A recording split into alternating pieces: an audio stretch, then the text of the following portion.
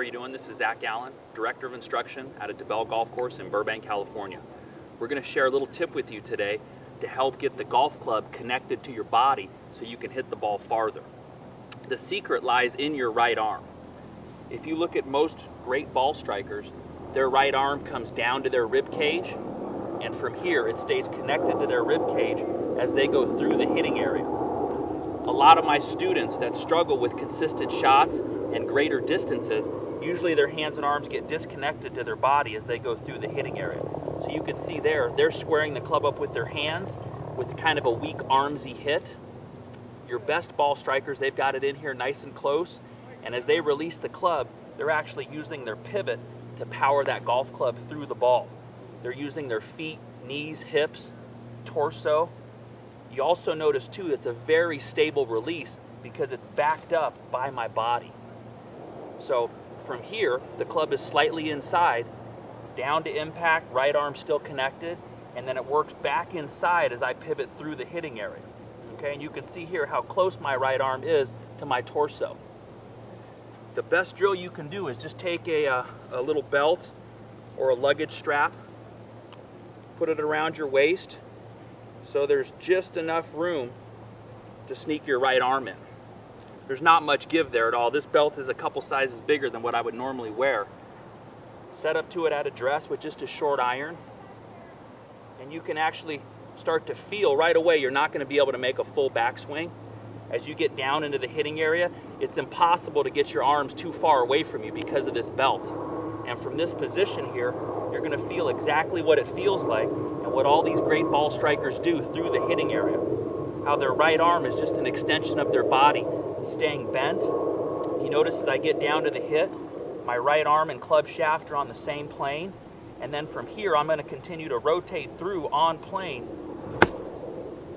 to about a halfway follow-through position. So here we have a good example of one of my students who struggles with keeping his right arm on plane through the hitting area, both in terms of getting his right elbow close enough to him, but also as he exits and goes through the shot, keeping his right arm close enough to his torso. You can see this position here as I draw a vertical line down from his right shoulder. You can see that right arm has thrown out a lot.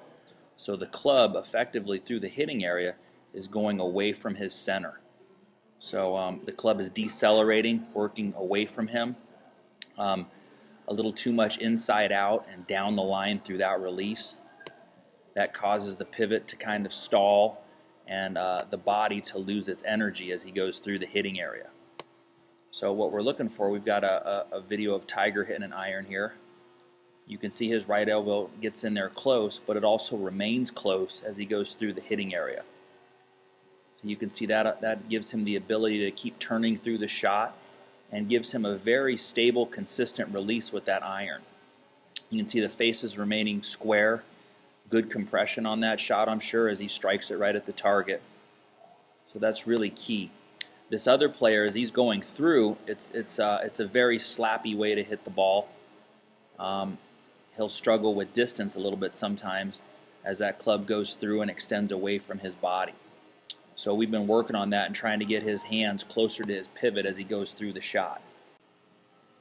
So not only is this something that will help give you a more consistent release and a more connected hit, we also see the longest players in the world doing this. So here's Dustin Johnson at impact.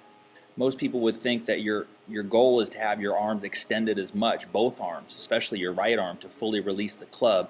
But you can see how bent his arm is as he gets down to the impact position. You can see he's actually got the shaft and his right forearm pretty much exactly on the same plane. And you can see as he's releasing this golf club, he's not just hitting with his hands and arms, but he's hitting with his hands and arms connected to the big muscles in his hips and in his torso as he releases that club through the hitting area. I think he was number 4 last year in driving distance, and then we've got John Daly from about 7 or 8 years ago. And even though it looks like he's fully releasing his arms through the shot, if you slow him down at impact, you can actually see how bent that right elbow is, how connected to his right hip it is. Same thing, even after the ball is gone, he still has his right arm so tucked in. This would be kind of his upper right arm, there's his lower forearm. It's so tucked in there, it still hasn't fully extended yet. And you notice too how he's got that look of keeping his hands and arms very close to his pivot and his center as he goes through the hitting area. So he's not just hitting with clubhead speed, he's hitting with pivot power or with body power also, using the big muscles in his legs and feet and hips to push that club through the golf ball. So not only will this help you hit it longer, it'll also help you hit it more accurately. It'll greatly stabilize the club through the hitting area. This is Graham McDowell, U.S. Open champion. And you see as he approaches the hitting area, that right arm is staying so stable. As the club hits the golf ball, there's no twisting or torquing. That club is just working right on plane, just going around the corner there, staying connected to his pivot.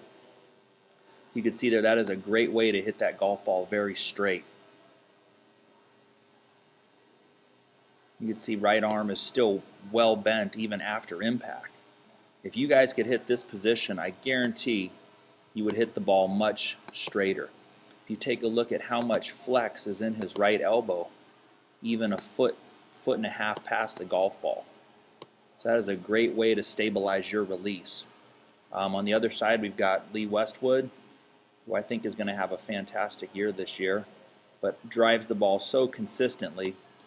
Longer than McDowell, but still almost as straight. But you look at his right elbow through the hitting area too. I mean, he's just not going to miss many fairways from there.